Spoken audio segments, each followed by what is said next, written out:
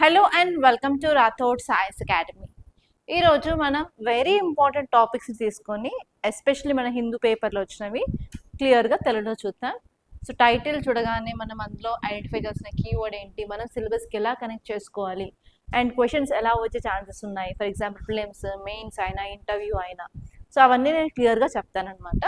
So first topic వచ్చేసి US sinks Iranian vessel near Sri Lanka.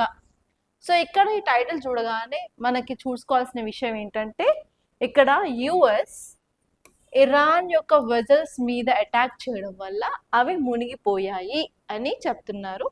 And ఇది వచ్చేసి ఎక్కడ అంటే శ్రీలంక కోస్ట్ నియర్ బై ఉంది అని చూస్తున్నారు. ఓకే, చెప్తున్నారు కదా. సో ఇక్కడ మనం ఫస్ట్ ఈ టైటిల్ చదివిన తర్వాత ఓకే ఇరాన్ యుఎస్ శ్రీలంక అంటే మనకి ఇంటర్నేషనల్ రిలేషన్స్కి ఇంపార్టెంట్ అని తెలుస్తుంది. ఆ టైటిల్ చూసిన తర్వాత నెక్స్ట్ మీరు ఏం చేయాలి అంటే ఇక్కడ ఉన్న ఇన్ఫోగ్రాఫిక్ని చూడండి. ఇన్ఫోగ్రాఫిక్ని చూస్తే మనకు కొన్ని డీటెయిల్స్ అయితే తెలుస్తాయి, కొంత ఐడియా అనేది వస్తుంది. Iranian ship sunk off Sri Lankan coast on Wednesday was returning from international fleet review held in Visakhapatnam. So రీసెంట్గా విశాఖపట్నంలో మనం ఒక ఎక్సర్సైజ్ గురించి చదువుకున్నాం కదా, అదేంటంటే మిలాన్ ఎక్సర్సైజ్. అందులో 70 కంట్రీస్ వరకు పార్టిసిపేట్ చేశాయి అనుకున్నాం కదా. సో అది కూడా మీరు ఒకసారి రివిజన్ చేసుకోవాలి అని దాని అర్థం అనమాట. అండ్ నెక్స్ట్ ఇక్కడ వచ్చేసరికి ఇక్కడ శ్రీలంక ఉంది కదా, ఈ శ్రీలంకలో మనకి సదరన్ కోస్ట్లో గాల్లే అనే ప్లేస్ ఉంది. ఆ ప్లేస్ నుంచి జస్ట్ 40 నాటికల్ మైల్స్ దూరంలో ఈ షిప్ అనేది సింక్ అయింది అనుకుంటున్నాం కదా. సో మనం ఇక్కడ ఏం రివైజ్ చేయాలి అంటే అన్క్లాజ్ గురించి రివైజ్ చేయాలి. అన్క్లాజ్ యొక్క ఫుల్ ఫామ్ ఏంటంటే united nations convention of law of seas అన్నమాట. ఈ కన్వెన్షన్ ప్రకారం మనకి ఇంటర్నల్ వాటర్స్ ఏంటి, టెరిటోరియల్ వాటర్స్ ఏంటి, కంటిన్యూస్ జోన్ ఏంటి, అలాగే ఎక్స్క్లూజివ్ ఎకనామిక్ జోన్ ఏంటి అని తెలుస్తుంది.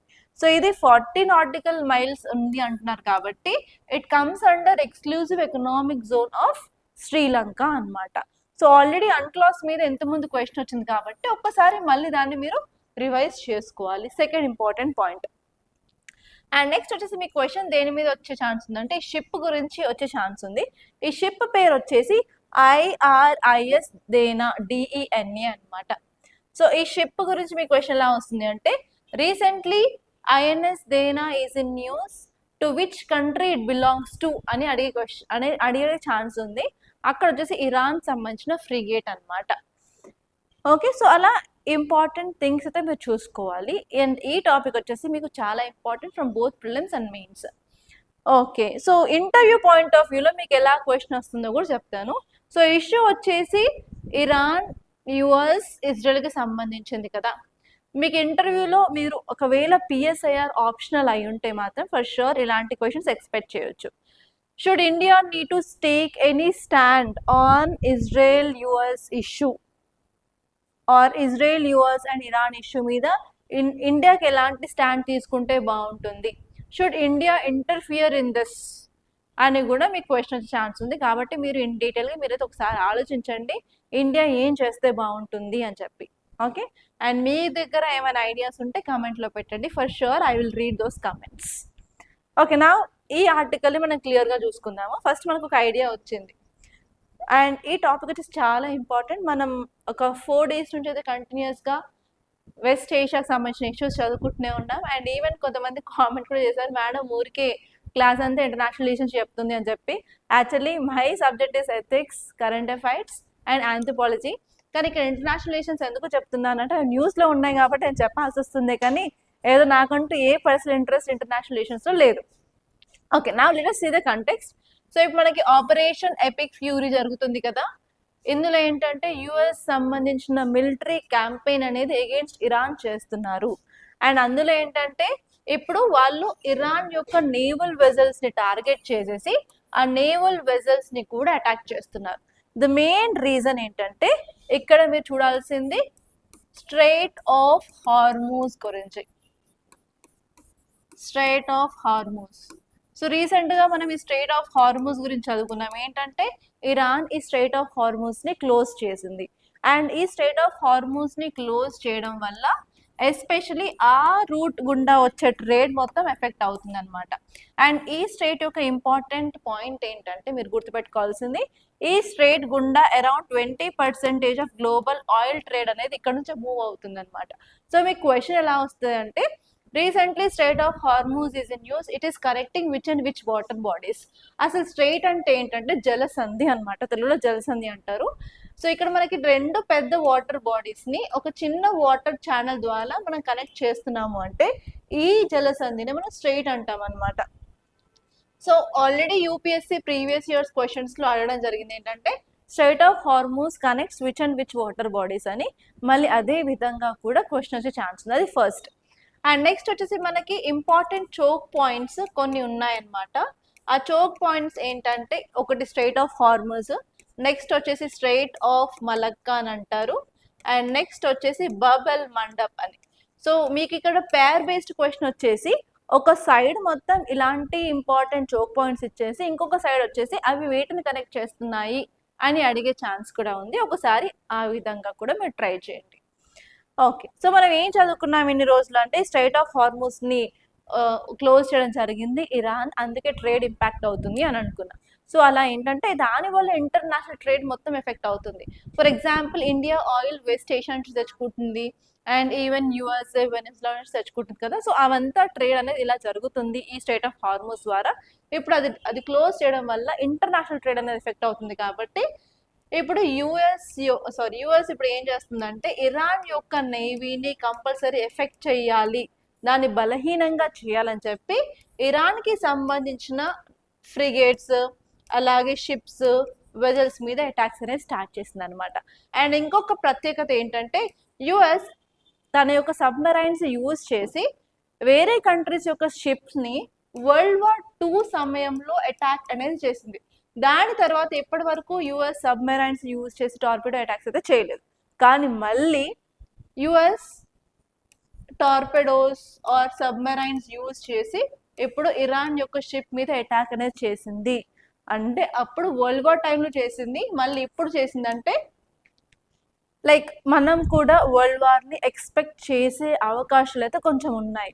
And even in news papers and news ఛానల్స్లో ఒక హైలైట్ న్యూస్ ఏంటంటే, నార్త్ కొరియా లీడర్ వచ్చేసి కిమ్, ఐడియా ఉండే ఉంటుంది మీకు. మీరు కిమ్ అనగానే మీరు అతని ఎలా ఉంటాడు అని చెప్పి అతని రూపం బ్రెయిన్లోకి ఆర్ ఫ్లాష్ వచ్చే ఉంటుంది. సో కిమ్ ఏమన్నారు అంటే, ఇరాన్ హెల్ప్ అడిగితే మాత్రం కంపల్సరీ మేము వార్లోకి దిగుతాము. అండ్ అంతేకాదు ఒక్క బాంబ్ చాలు ట్రంప్ లేపేయడానికని కొన్ని స్టేట్మెంట్స్ అయితే చేశారు. సో ఇలా ఒక కంట్రీ అలా ఒక్కొక్క కంట్రీకి ఒక్కొక్క కంట్రీ మద్దతు ఇస్తూ దిగితే మాత్రం వరల్డ్ వార్ వచ్చే ఛాన్సెస్ చాలా ఎక్కువగా ఉన్నాయి అన్నమాట. సో ఇది మనకు ఒక ఎగ్జాంపుల్. సో వీఆర్ ఎంటరింగ్ ఇంటే కాంప్లెక్స్ సిచ్యువేషన్ అని చెప్పడానికి. ఓకే, సో ఆ ఇంపార్టెంట్ పాయింట్స్ ఒక్కసారి చూసుకోండి. అండ్ నెక్స్ట్ దీనివల్ల మేజర్ ఇంపాక్ట్స్ ఏంటంటే, ఇలా వెజల్స్ని అటాక్ చేయడం వల్ల ఇరాన్ యొక్క నేవీ మీద ఎఫెక్ట్ అయ్యే ఛాన్స్ ఉంది. అండ్ ఇలా రిటాలియేషన్గా ఇరాన్ కూడా ఇంకా బలపరిస్తే, especially condition strait of Hormuz దగ్గర పెంచినట్లయితే ట్రేడ్ మాత్రం చాలా కష్టం అవుతుంది. అండ్ కంట్రీస్కి కావాల్సిన ఆయిల్ అనేది ఈ రూట్ గుండా పాస్ అవ్వడానికి వీలుండదు.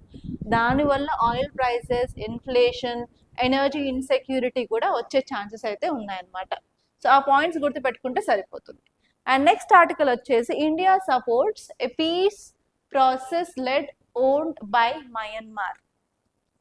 సో ఇక్కడ మీరు ఈ టైటిల్ చూస్తే అర్థమయ్యేది ఏంటంటే, ఇది మయన్మార్కి సంబంధించింది. మయన్మార్ ఇప్పుడు ఒక పీస్ ప్రాసెస్ని తీసుకురావాలి అనుకుంటున్నారు.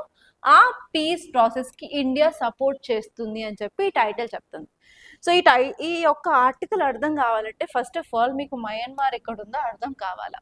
సో ఇండియా యొక్క లొకేషన్ చూసుకున్నట్లయితే, ఇండియా చాలా కంట్రీస్తో బౌండరీ అనేది షేర్ చేసుకుంటుంది కదా. సో ఇక్కడ చూసుకున్నట్లయితే మ్యాప్ మనకి పాకిస్తాన్ ఉంది, ఆన్ మ్యాప్ అయితే మనం ఆఫ్ఘనిస్తాన్తో కూడా బార్డర్ షేర్ చేసుకుంటాం అరౌండ్ 108 కిలోమీటర్స్. అండ్ ఇక్కడ మనకి నేపాల్ ఉంది, చైనా ఉంది, భూటాన్ ఉంది, ఇక్కడ మనకి మయన్మార్, ఈ పార్ట్ బంగ్లాదేశ్. ఇలా 7 కంట్రీస్తో మనం ల్యాండ్ మీద అయితే బౌండరీ షేర్ చేసుకుంటున్నాము. అండ్ ఇక్కడ మనం మ్యారిటైమ్ బౌండరీ కూడా చూసుకున్నట్లయితే శ్రీలంకతో షేర్ చేసుకుంటాము, మాల్దీవ్స్తో షేర్ చేసుకుంటాం. ఓకే, సో ఇప్పుడు మనం మయన్మార్ గురించి చూసినట్లయితే, ఇక్కడున్న స్టేట్స్ మయన్మార్తో బార్డర్ షేర్ చేసుకుంటాయి. సో కంపల్సరీ మీకు తెలియాల్సింది ఏంటంటే ఏ స్టేట్స్ మయన్మార్తో బార్డర్ షేర్ చేసుకుంటాయి అని. ఎందుకంటే ఈసారి ప్రెజెంట్ 2026లో 2 కంట్రీస్ గురించి మీకు క్వశ్చన్ వచ్చే ఛాన్స్ ఉంది. ఒకటి వచ్చేసి బంగ్లాదేశ్తో బార్డర్ షేర్ చేసుకున్న స్టేట్స్ ఏంటి అని అడిగే ఛాన్స్ ఉంది. అలాగే మయన్మార్తో కూడా ఉందన్నమాట. ఓకే, ఇప్పుడు మయన్మార్ ఏం చేస్తుంది అంటే పీస్ అకార్డ్ ఆర్ పీస్ ప్రాసెస్ని తీసుకురావడానికి ట్రై చేస్తుంది అని ఈ ఆర్టికల్లో ఉంది కదా. ఫస్ట్ ఆఫ్ ఆల్ మనకి మయన్మార్ నుంచి ఎలాంటి థ్రెట్స్ ఉన్నాయో తెలుసుకోవాలి. ఫస్ట్ వచ్చేసి మనం మయన్మార్తో బార్డర్ షేర్ చేసుకుంటున్నాం కాబట్టి ఆబ్వియస్లీ ఇల్లీగల్ మైగ్రేషన్ ఒక important problem. And illegal migration ఎందుకు ఉంది అన్నట్లయితే ఇండియాకి మయన్మార్కి మధ్యలో పోరస్ బార్డర్స్ అనేవి ఉంటాయి. ఈ పోరస్ బార్డర్స్ ఏంటంటే ఆ బార్డర్ దగ్గర ఉన్న పీపుల్ ఈజీగా బార్డర్ క్రాస్ చేసేసి వాళ్ళ ట్రేడ్ కానీ లైవ్లీహుడ్ కానీ హెల్త్ గురించి కానీ ఎడ్యుకేషన్ గురించి కానీ సర్వీసెస్ని ప్రొవైడ్ చేయడానికి ఈ పోరస్ బార్డర్స్ పెట్టారు. వాటికి సంబంధించిన అగ్రిమెంట్ ఏంటంటే ఫ్రీ మూవ్మెంట్ రెజీమ్ అంటారనమాట. సో రీసెంట్గా ఈ ఫ్రీ మూవ్మెంట్ రెజీమ్ని ఇండియా అనేది ఎత్తివేసింది. కాబట్టి కంపల్సరీ మీకు మయన్మార్ ఇండియా రిలేటెడ్ క్వశ్చన్ వచ్చే ఛాన్స్ అయితే ఉందన్నమాట. ఓకే, అండ్ నెక్స్ట్ వచ్చేసి మనకి ఇక్కడ గోల్డెన్ ట్రయాంగిల్ ఉంటుంది, ఇక్కడ గోల్డెన్ క్రిసెంట్ ఉంటుంది. Golden crescent and golden triangle areas ఏంటంటే ఆ ఏరియాస్లో ఓపియం ప్రొడక్షన్ అనేది ఎక్కువగా ఉంటుంది. ఆ ఓపియం ఒకసారి ఎక్స్ట్రాక్ట్ చేసిన తర్వాత దాన్ని ప్రాసెస్ చేసి మనకి చరాస్, హర్తస్ అండ్ మనకి గాంజా లాంటి మత్తు పదార్థాలు అనేవి తయారు చేస్తారనమాట. సో ఇక్కడ ఈజీగా మనం బార్డర్ షేర్ చేసుకుంటున్నాం కాబట్టి ఇలా ఇల్లీగల్గా డ్రగ్ ట్రాఫికింగ్ కూడా అయ్యే ఛాన్స్ అయితే ఉంది. అండ్ అంతేకాకుండా ఈ ఏరియాలో మనకి మిలిటెంట్ గ్రూప్స్ ఉంటారనమాట. సో వాళ్ళు ఏం చేస్తారంటే ఆర్మ్స్ ట్రాఫికింగ్ కూడా అయ్యే ఛాన్స్ ఉంది. అండ్ ఇక్కడ ఉన్న చైనా ఏం చేస్తుంది అంటే ఎంటైర్ అరుణాచల్ ప్రదేశ్ని ఆక్యుపై చేసుకోవాలని చూస్తుంది. సో ఇది చైనా ఈ అరుణాచల్ ప్రదేశ్ని ఆక్యుపై చేసుకోవాలి అన్నట్లయితే ఈ ఏరియాలో ఇన్స్టెబిలిటీ ఉంటే దానికి చాలా ఈజీ కదా. సో అలా ఇన్స్టెబిలిటీని క్రియేట్ చేయడానికి కూడా అక్కడున్న మిలిటెంట్స్ గ్రూప్స్కి చైనా అనేది స్పాన్సర్ చేస్తుంది, ఎస్పెషలీ ఆర్మ్స్, అలాగే ఫినాన్షియల్ స్పాన్సర్, ఎవ్రీథింగ్ అనమాట. సో అలా ఏంటంటే మనకి మయన్మార్ నుంచి చాలా ఇంటర్నల్ సెక్యూరిటీ ఛాలెంజెస్ అయితే ఉన్నాయి. అండ్ నెక్స్ట్ ఇంపార్టెంట్ వన్ వచ్చేసి రోహింగ్యాస్. మీరు ఈ వర్డ్ వినే ఉంటారు. రోహింగ్యాస్ అనేవారు persecuted Muslim minority from Myanmar. వాళ్ళు మయన్మార్ని దాటేసి ఇండియాలోకి బంగ్లాదేశ్లోకి ఇల్లీగల్గా వచ్చారనమాట. సో ఇప్పుడు ఇన్ కేస్ మయన్మార్లో సిచ్యువేషన్ పీస్ అండ్ డెవలప్మెంట్ మీద ఫోకస్ చేసినట్లయితే మనకున్న ప్రాబ్లమ్స్ని మనం అడ్రస్ చేయడానికి చాలా ఈజీ ఉంటుందన్నమాట. సో అందుకని ఇప్పుడు మయన్మార్ తీసుకొచ్చే ఈ పీస్ ప్రాసెస్కి ఇండియా అనేది సపోర్ట్ అయితే ఇవ్వడం జరిగింది. దానివల్ల బోత్ మయన్మార్కి అండ్ ఇండియాకి విన్ విన్ సిచ్యువేషన్ ఉంటుందన్నమాట. ఓకే, సో ఒక్కసారి ఆర్టికల్ చూసుకున్నట్లయితే ఇండియా అనేది Myanmar led and Myanmar owned peace ప్రాసెస్ని సపోర్ట్ చేస్తుంది. పీస్ ప్రాసెస్ దేని మీద ఫోకస్ చేస్తుంది అంటే మయన్మార్లో పీస్ అండ్ డెవలప్మెంట్ మీద ఫోకస్ చేస్తుంది అండ్ ఇండియా దానికి కంప్లీట్గా సపోర్ట్ చేస్తుంది. ఎందుకంటే it is a part of our neighbourhood first policy. Neighbourhood first policy అంటే ఏం లేదండి, మనం ఏ కంట్రీస్తో బార్డర్ షేర్ చేసుకుంటున్నామో వాటితో మంచి రిలేషన్ని మెయింటైన్ చేయడమే నైబర్హుడ్ ఫస్ట్ పాలసీ. ఇది నైబర్హుడ్ ఫస్ట్ పాలసీ. అలాగే సౌత్ ఈస్ట్ ఏషియన్ నేషన్స్కి సంబంధించి మన ఫారిన్ పాలసీ వచ్చేసి యాక్టిస్ట్ పాలసీ అంటారు. ఆ యాక్టిస్ట్ పాలసీ అండ్ ఇండియా ఏం చేస్తుందంటే ఇండియన్ ఓషన్ రీజన్లో తన యొక్క పవర్ని పెంచుకోవాలని చూస్తుంది. దానికి తీసుకొచ్చిన ప్రాజెక్ట్ ఏంటంటే మహాసాగర్. ఈ అన్నిట్లలో కూడా ఇండియా విజన్ ఒకటే, మన దగ్గర ఉన్న నేబరింగ్ కంట్రీస్ పీస్ఫుల్గా ఉండాలి, మనం డెవలప్మెంట్ చేసుకోవాలి, కోఆపరేషన్ అనేది ఉండాలి. సో మయన్మార్ తీసుకొస్తుంది కాబట్టి yes, India is supporting this అనమాట. ఓకే, అండ్ నెక్స్ట్ దీనివల్ల ఇంపాక్ట్ ఏంటంటే మనకి అండ్ మయన్మార్కి ఉన్న కాన్ఫ్లిక్ట్స్ తగ్గించే ఛాన్సెస్ ఉన్నాయి. And even India trilateral projects తీసుకొచ్చింది. ఆ ట్రైలేటరల్ ప్రాజెక్ట్స్ కూడా ఇంప్లిమెంట్ చేయాలి, డెవలప్మెంట్ ఉండాలి అంటే ఫర్ షూర్ మయన్మార్ యొక్క సహకారం చాలా ఇంపార్టెంట్. అండ్ అంతేకాకుండా రీజనల్ స్టెబిలిటీ కోసం, నార్త్ ఈస్టర్న్ రీజన్లో హ్యుమానిటేరియన్ ఎయిడ్ అండ్ డెవలప్మెంట్ కోసం కూడా ఈ ప్రాజెక్ట్ అనేది చాలా ఇంపార్టెంట్. అండ్ ఇండియా సపోర్ట్ చేయడం 100% ఇంపార్టెంట్ అని కూడా చాలామంది ఎక్స్పర్ట్స్ చెప్తున్నారు. అండ్ నెక్స్ట్ ఆర్టికల్ చూసుకున్నట్లయితే UK museum return 16th century bronze statue to Indian government. ఈ టైటిల్ చదవగానే మనకి ఏమర్థం అవుతుందంటే యూకే మ్యూజియంలో మన ఇండియాకి సంబంధించిన స్టాచ్యూస్ ఉన్నాయి. ఆ స్టాచ్యూస్ని వాళ్ళు తిరిగి వెనక్కి ఇచ్చారు అని చదువుకున్నాం కదా.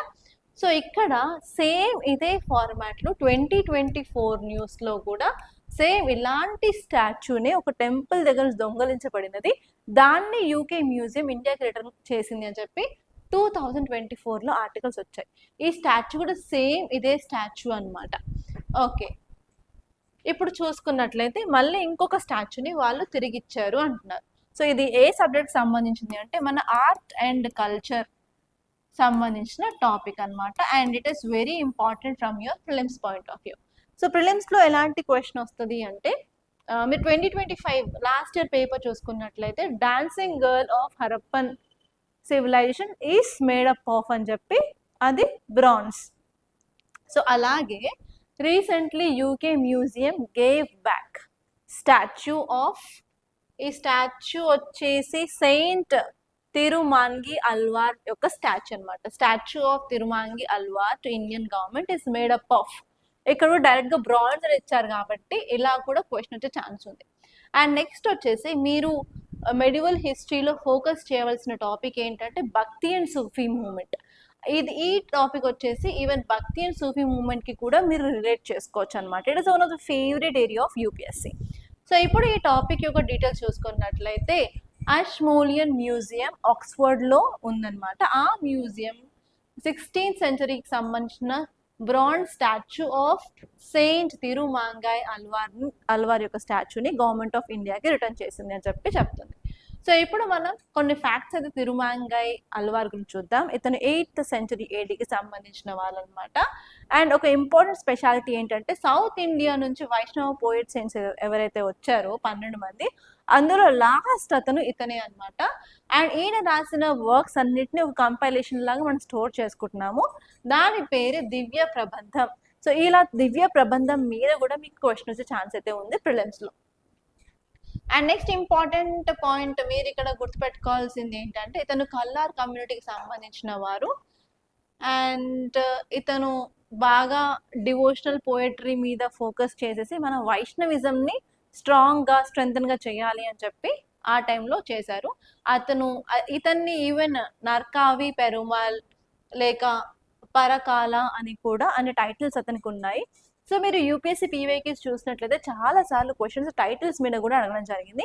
ఈవెన్ 2025 పేపర్లో కూడా ఒక క్వశ్చన్ టైటిల్స్ మీద అడిగారు కాబట్టి మీరు ఆ టైటిల్స్ కూడా కంపల్సరీ గుర్తుపెట్టుకోవాలి. ఓకే, నెక్స్ట్ ఆర్టికల్ చూసినట్లయితే India rank 2nd globally in childhood obesity study. So ఈ ఆర్టికల్ చాలా చాలా ఇంపార్టెంట్ అనమాట. ఎస్పెషల్లీ మీకు మెయిన్స్లో అలాగే ఎస్ఏలో ఈ యొక్క డేటాని యూజ్ చేసుకోవడానికి వీలుగా ఉంటుంది.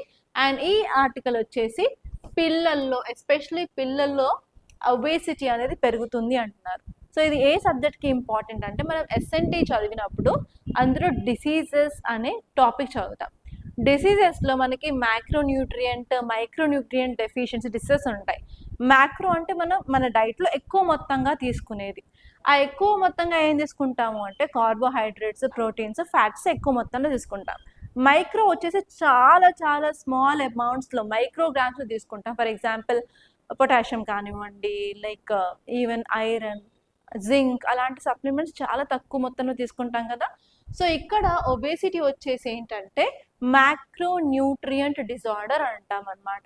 సో మ్యాక్రోన్యూట్రియంట్స్లో వచ్చే మనకి డిసీజెస్ ఏంటంటే క్వాషియార్కర్, మరాస్మస్, అలాగే ఒబేసిటీ ఎందుకు వస్తుంది అంటే ఎక్కువ క్యాలరీస్ ఇంటేక్ వల్ల ఒబేసిటీ వస్తుంది. సో మనకు ఒబేస్ ఉందా లేదా అని ఎలా చెక్ చేసుకోవడం అని అంటే మనం BMIని చెక్ చేసుకోవాలి. BMI అంటే బాడీ మాస్ ఇండెక్స్ అనమాట. సో మీరు ఎంత హైట్ ఉన్నారు, మీరు ఎంత వెయిట్ ఉన్నారు, సో మీ హైట్కి తగ్గట్టు మీరు వెయిట్ మెయింటైన్ చేస్తున్నారా లేదా. మీరు మెయింటైన్ చేస్తున్నారు అంటే you are maintaining proper BMI. So BMI తక్కువ ఉంటే మాత్రం థిన్గా ఉంటారు, బక్కగా అలాగా. BMI ఎక్కువ ఉంటే మాత్రం కొంచెం ఫ్యాట్గా ఉంటారు. సో BMI ఎక్కువ ఉండి సర్టన్ లెవెల్స్ దాటాయి అంటే ఆ స్టేజ్ వచ్చేసి మనం ఒబేసిటీ అని అంటాం అనమాట. సో ఇది దీని గురించి సంబంధించిన కొంత సైన్స్ రిలేటెడ్ బేసిక్స్. సో ఇప్పుడు మీరు ఈ టాపిక్లోకి వచ్చినట్లయితే వరల్డ్ ఒబేసిటీ అట్లాస్ రిపోర్ట్ అనేది రిలీజ్ అయిందనమాట. ఈ వరల్డ్ ఒబేసిటీ అట్లాస్ రిపోర్ట్ ఏం చెప్తుంది అంటే ఇండియాలో ప్రతి 5 పిల్లల్లో ఒకరు ఒబేస్ ఉంటున్నారు, ఓవర్ వెయిట్ ఉంటున్నారు అంటున్నారు. సో ఇందులో వరల్డ్ మొత్తం తీసుకున్నట్లయితే ఫస్ట్ కంట్రీ వచ్చేసి ఎక్కువ మంది ఒబేస్ చిల్డ్రన్ ఉన్న కంట్రీ చైనా, సెకండ్ వచ్చేసి ఇండియా, థర్డ్ వచ్చేసి యుఎస్ అన్నమాట. సో అది నేను కాదు, ఈ రిపోర్ట్ చెప్తుంది. ఓకే, సో ఇప్పుడు ఈ యొక్క ఆర్టికల్ చూసుకున్నట్లయితే అసలు ఇండియాలో అరౌండ్ 41 మిలియన్ స్కూల్ ఏజ్కి వెళ్ళే చిల్డ్రన్ ఉన్నారనమాట. అండ్ వాళ్ళు వచ్చేసి అరౌండ్ 5 to 19 ఇయర్స్ మధ్యలో ఉన్నారు. సో అందులో అరౌండ్ 14 to 15 మిలియన్ చిల్డ్రన్కి ఒబేసిటీ అనేది కనిపిస్తూ ఉంది. అంటే చాలా ఎక్కువ రేట్ ఆఫ్ ఒబేసిటీ మన ఇండియన్ చిల్డ్రన్లో ఉండడం జరిగింది. అండ్ ఇక్కడ రీజన్స్ ఏంటి, ఎందుకు ఇంత ఎక్కువ ఉంది అని అంటే, ఫస్ట్ వచ్చేసి ర్యాపిడ్ అర్బనైజేషన్ చాలా ఫాస్ట్ పేస్లో అవ్వడం వల్ల ఫిజికల్ ఎక్సర్సైజ్ మ్యాక్సిమం తగ్గేసి మనం ఎక్కువ ఎక్విప్మెంట్స్, అలాగే ఇన్స్ట్రుమెంట్స్, అలాగే వెహికల్స్ యూజ్ చేస్తూ ఉన్నాము. అండ్ నెక్స్ట్ వచ్చేసి హై క్యాలరీ ఫుడ్స్కి మనం చాలా అలవాటు అయిపోయాం. మనం చేసే పని ఫిజికల్ ఎక్సర్సైజ్ లేకపోయినా కూడా we are taking high protein diet. And next వచ్చేసి షుగరీ డ్రింక్స్. సో మనం నార్మల్గా ఫ్రూట్స్ తినండి అని పిల్లలకి ఇస్తే ఫ్రూట్స్ వద్దు, వీ వాంట్ జ్యూస్ అంటారు. ఈవెన్ మై 2.5 years కిడ్స్ కూడా if I cut the fruits and give them they will not eat. అది అక్కడిక్కడ చేసి చెద్దరాన్ని చేసేసి డస్ట్బిన్లో వేసేస్తారు తప్ప వాళ్ళు తినేది ఏమి ఉండదు. In case if I make juice అన్నప్పుడు లైక్ దే విల్ డ్రింక్ అనమాట, కంపల్సరీ అయిపోయేంత వరకు తాగుతారు. అండ్ ఈవెన్ అయిపోయినాక కూడా మమ్మ ఐ వాంట్ సమ్ మోర్ అని అడుగుతారు అనమాట. సో ఏంటంటే షుగరీ డ్రింక్స్ తీసుకోవడం వల్ల నార్మల్గా జ్యూసెస్లో ఎక్కువ షుగర్ వేసి తాగడం, లేకపోతే మనకి మనకి కోక్స్, థమ్స్అప్స్ అలాంటివి వస్తున్నాయి కదా.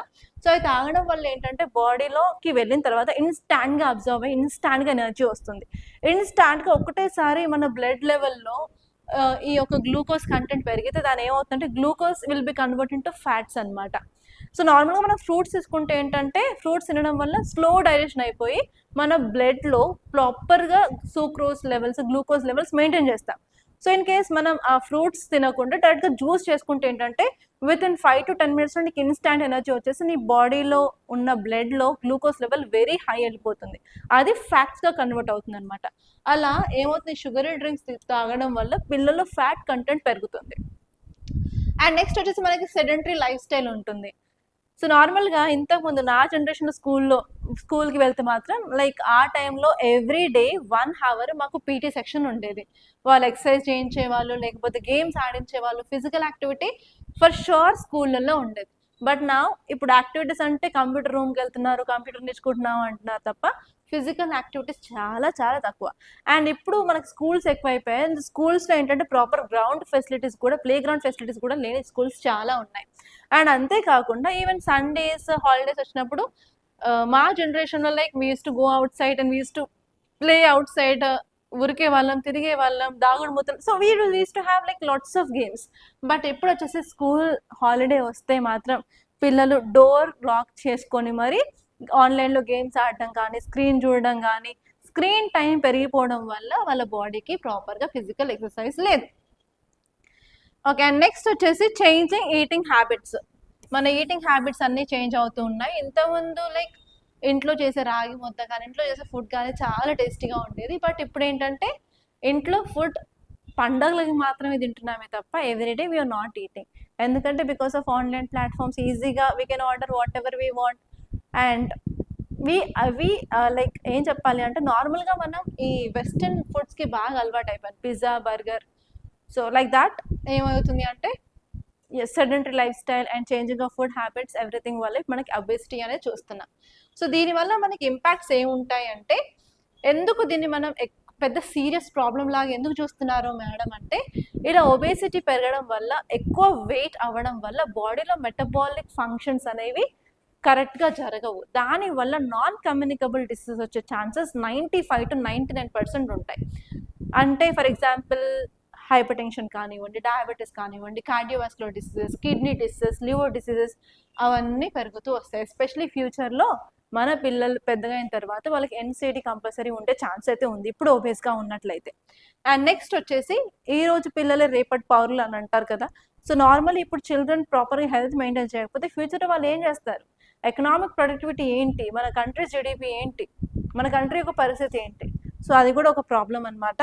సో అందుకని ఏంటంటే ఇప్పుడు ఈ రిపోర్ట్ని సీరియస్గా తీసుకొని మన గవర్నమెంట్ ఆఫ్ ఇండియా పాలసీస్ తీసుకురావాలి. ఆల్రెడీ చిల్డ్రన్ కోసమని పోషణ్ అభియాన్ అలాగే మిడ్ డే మీల్స్ ప్రోగ్రామ్ ఉంది కదా. సో ఈ వీలైనంత చేంజెస్ మనం చేసేసి ఈ ఒబేసిటీని తగ్గించడానికి ట్రై చేయాలి. అండ్ అంతేకాకుండా కమ్యూనిటీలో అండ్ పేరెంట్స్కి కూడా అవేర్నెస్ అనేది చాలా ఇంపార్టెంట్. ఓకే, నెక్స్ట్ ఆర్టికల్ చూసుకున్నట్లయితే రెక్లెస్ రెక్కర్స్. సో ఈ ఆర్టికల్ వచ్చేసి న్యూక్లియర్ ఫెసిలిటీస్ గురించి చెప్తుంది అనమాట. అండ్ ఈ టాపిక్ కూడా ఇంటర్నేషనల్ రిలేషన్స్ సంబంధించింది.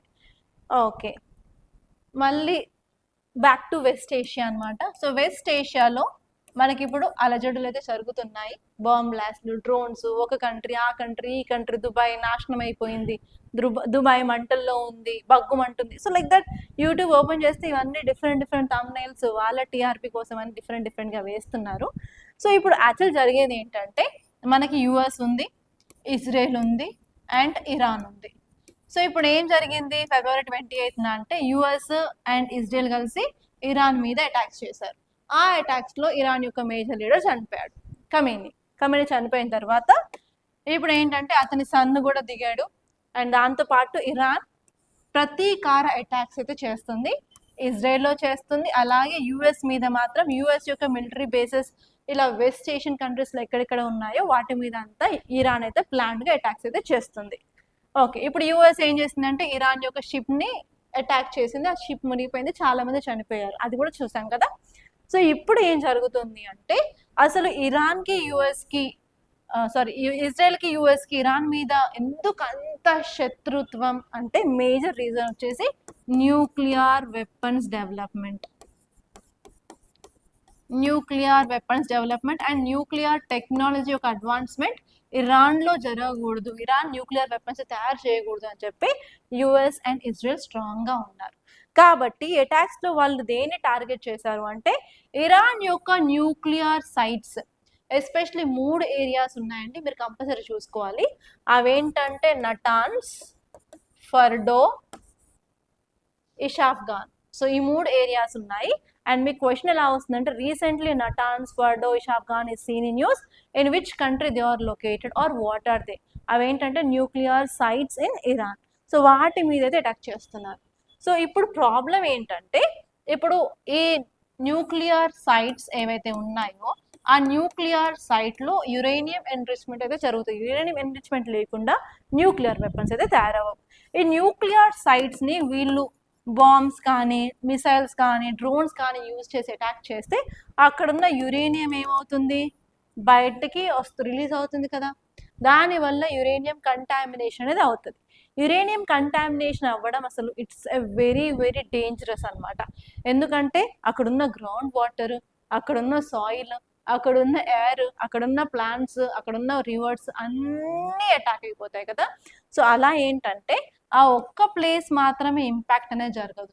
ఇన్ కేస్ ఆ కంటామినేషన్ ఎయిర్లోకి వచ్చిందనుకో, మనకు తెలుసు మనకి వరల్డ్లో ఉన్న ప్లానెటరీ విండ్స్ ఉన్నాయి, లోకల్ విండ్స్ ఉన్నాయి, ఒక చోట ఏమైతే దాన్ని క్యారీ చేసుకుంటూ వస్తాయి.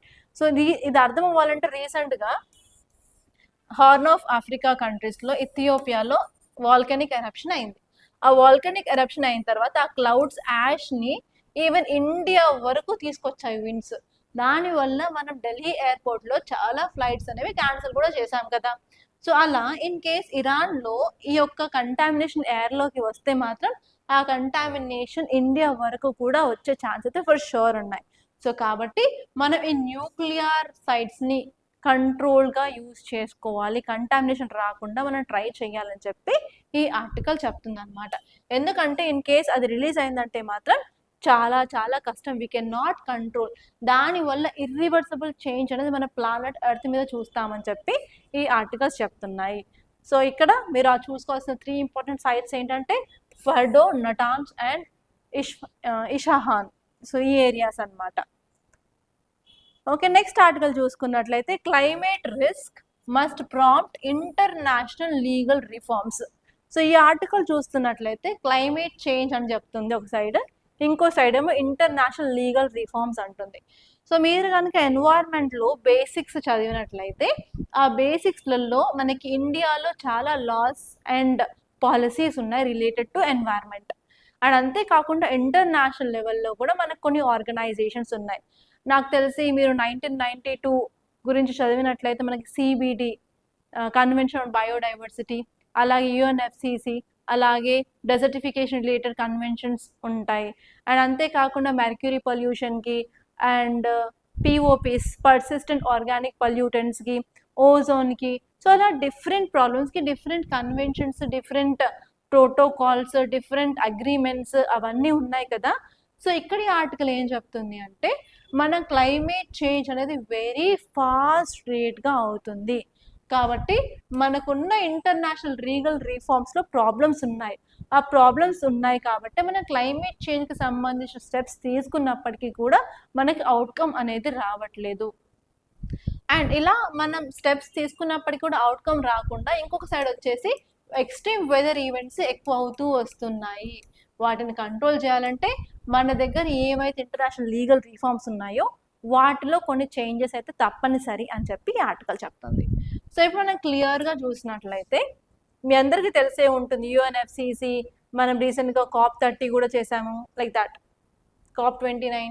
సో ఇక్కడ మీరు చూడాల్సింది ఏంటంటే ఇక్కడ క్లైమేట్ చేంజ్కి సంబంధించిన ఈవెంట్స్ అనేవి పెరుగుతూనే ఉన్నాయి. దానివల్ల ఈకోసిస్టమ్ మీద, బయోడైవర్సిటీ మీద, హ్యూమన్ రైట్స్ మీద, ఫుడ్ సెక్యూరిటీ మీద చాలా ఇంపాక్ట్స్ అయితే ఉంటాయి. కాబట్టి మనం కంపల్సరీ చేంజెస్ అనేది తీసుకురావాలి. ఒక ఇంపార్టెంట్ రీజన్ వీళ్ళు ఏం చెప్తున్నారంటే మనకి ఏవైతే ఇంటర్నేషనల్ లాస్ ఉన్నాయో అవి నాన్ బైండింగ్గా ఉన్నాయి. నాన్ బైండింగ్ అంటే సైన్ చేసినప్పటికీ కూడా లైక్ అది కంపల్సరీ ఇంప్లిమెంట్ చేయనక్కర్లేదు. దానివల్ల ఇంప్లిమెంటేషన్ ప్రాబ్లం అనేది చాలా లీనింగ్గా ఉంది. అండ్ అంతేకాకుండా మన రోజుకి ఎక్స్ట్రీమ్ వెదర్ ఈవెంట్స్ పెరుగుతూనే ఉన్నాయి. సీ లెవెల్ రైజ్ అవుతూ ఉంది, మైగ్రేషన్ అవుతూ ఉంది, కన్ఫ్లిక్ట్స్ అవుతూ ఉన్నాయి. అయినప్పటికీ కూడా ప్రాపర్గా ఇర్రెస్పాన్సిబుల్గా కంట్రీస్ అనేది బిహేవ్ చేస్తున్నాయి. ఎస్పెషలీ స్మాల్ ఐలాండ్ నేషన్స్ అనేవి చాలా వల్నరబుల్గా ఉన్నాయి అని చెప్పి చెప్తున్నాయి. అండ్ అంతేకాకుండా క్లైమేట్ అనేది హ్యూమన్ రైట్స్ని ఇంపాక్ట్ చేస్తాయి. అలాగే దానివల్ల ఏంటంటే ఆబ్వియస్గా పీపుల్కి ప్రాపర్ ఫుడ్ అనేది ఉండదు and entire planet is in danger అని చెప్తున్నారు. సో అందుకని ఏంటంటే మనం ఎమిషన్స్ తగ్గించాలి, అలాగే ఫాసిల్ ఫ్యూయల్కి సబ్సిడీస్ ప్రొవైడ్ చేయాలి అండ్ డెవలప్డ్ కంట్రీస్ నుంచి మనకి టెక్నాలజీస్ అలాగే ఫండింగ్ అనేది రావాలి అని చెప్పి ఈ ఆర్టికల్ క్లియర్గా చెప్తుంది. ఓకే, సో ఇప్పుడు మనం ఒక ప్రాక్టీస్ క్వశ్చన్ చూద్దాం. యాక్చువల్లీ ఈరోజు ఒక్కటే తీసుకొచ్చాను. ద రీజన్ ఏంటంటే ఇంతకుముందు ఒబేసిటీ ఆర్టికల్స్లో చెప్దాం అనుకున్నాను. సో రీసెంట్లీ నా పిల్లలకి కూడా ఐ హ్యావ్ ట్విన్స్ అనమాట. నా పిల్లలకి కూడా ప్రాపర్గా ఫిజికల్ యాక్టివిటీ బయటికి వెళ్ళి ఆడుకోవట్లే, ఇంట్లోనే ఉంటున్నారు. కాబట్టి నిన్న ఒక ఈవెంట్ జరిగింది. ఆ ఈవెంట్ ఏంటంటే జస్ట్ వాళ్ళిద్దరూ ఆడుకుంటున్నారు ఇంట్లో లోపల బెడ్ మీద ఆడుకుంటున్నారు. సో జస్ట్ అంటే నాకు ఇద్దరు ట్విన్స్ అనమాట, same age, boy and a girl. Girl పాప ఏం చేసింది అంటే వీడు లేచి ఆడుకుంటా ఉంటే జస్ట్ నాకు కిందికి గుంజిందంట. జస్ట్ వాడికి బెడ్ మీద పడే వాడికి బోన్ అనేది ఫ్రాక్చర్ అయిందనమాట. So because of that everything had been disturb from yesterday onwards. అందుకని now I'm thinking that I have to change completely the diet of my kids. They are not obese కాదు, నా అలాగే బక్కగానే ఉంటారు. But even though bone ఎలా ఎరిగింది, just bed మీద పడడం వల్ల bone ఎలా ఎరిగింది, I'm like in that thing అనమాట. సో అందుకని ఓన్లీ ఒకటే క్వశ్చన్ తీసుకొచ్చాను. Night there was no sleep, even 1 hour కూడా నేను సరిగ్గా పడుకోలేదు. So he's continuously complaining only ఒకటి, రాత్రి అంతా ఇది ఒకటే ఏడవడం, మా అమ్మ బూబు. వాడికి 2 వదాలే వస్తున్నాయి నైట్ మొత్తం, ఇంకా అంతకుమించి ఇంకా. సో యాక్చువల్లీ ఈరోజు క్లాస్ కూడా చెప్పాలి అన్నంత ఇంట్రెస్ట్ అయితే లేకుండే, బట్ చాలామంది వెయిట్ చేస్తారని చెప్పి లేట్ అయినా పర్లేదు చేద్దామని చెప్పి ఈరోజు ఆఫ్టర్నూన్ సెషన్ రికార్డ్ చేస్తున్నాను. అండ్ ఇక్కడ నేను ఒకటే క్వశ్చన్ తీసుకొచ్చాను. అండ్ ఈసారి క్వశ్చన్ ఏంటంటే స్పీకర్ గురించి. సో ఈసారి ఫర్ షూర్ యూపీఎస్ 2026లో స్పీకర్ గురించి అయితే క్వశ్చన్ వచ్చే ఛాన్స్ ఉంది. సో అందుకని ఈ క్వశ్చన్ అయితే తీసుకొచ్చాను. అండ్ ఈ క్వశ్చన్ నేను ఆల్రెడీ కమ్యూనిటీ బాక్స్లో కూడా పోస్ట్ చేశాను, మీరు అక్కడ కూడా ఆన్సర్ చేయొచ్చు అనమాట. సో ఈ క్వశ్చన్ వచ్చేసి consider the following statements about the speaker of Lok Sabha. First వచ్చేసి upon dissolution of the House of People, the Speaker does not vacate office until immediately before the first meeting of the newly constituted House. And second, it is the Speaker may be removed by a resolution passed by a majority of all then members of the House and effective majority undalani cheptunnaru. And next వచ్చేసి no resolution for removal can be moved unless at least 14 days notice has been given. And ఈ 3 స్టేట్మెంట్స్లో ఏవి right అని అడుగుతున్నారు. మీకు answer తెలిసినట్లయితే comment బాక్స్లో చెప్పండి. That's all guys. By this I'm concluding. Thank you so much guys for watching, and if you like this class, please do hit the like button and please do share this class to your friends. And ఇంతవరకు మీరు మన channel subscribe చేసుకోకపోతే మాత్రం compulsory subscribe చేసుకోండి, ఎందుకంటే ఈ channel ద్వారా we're providing current affairs updates, అలాగే యూపీఎస్సీ కావాల్సిన ఇంపార్టెంట్ టిప్స్ ఏంటి, అసలు ఎలా స్టార్ట్ చేయాలి, book list, everything we're updating on this channel. కాబట్టి don't miss those updates. Thank you so much guys.